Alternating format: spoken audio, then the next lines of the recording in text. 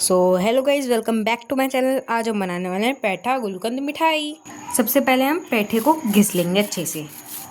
अब इसके अंदर हमने सारे पेठे को घिस लिया है।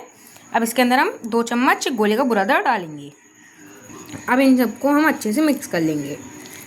सबसे पहले हमने अभी जो बैटर बनाया था उसको हाथ में लेंगे और इसको फैला लेंगे हाथ पे। अब इसके अंदर हम थोड़ा सा गुलकंद लेंगे, रख देंगे।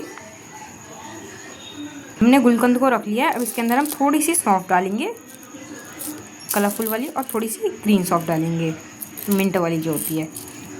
इसको हम अच्छे से रोल कर लेंगे। ये हमारी बॉल बन चुकी है। अब इसको हम गोल के बुरादा में एवं कोट कर लेंगे।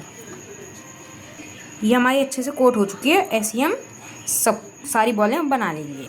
ये हमारी पेठा गुलकंद मिठाई बनके रेडी है। अगर आपको हमारी मिठाई पसंद आई हो तो लाइक सब्सक्राइब करना मत भूलना। मिलते हैं आपसे अगली वीडियो में, तब तक के लिए बाय बाय।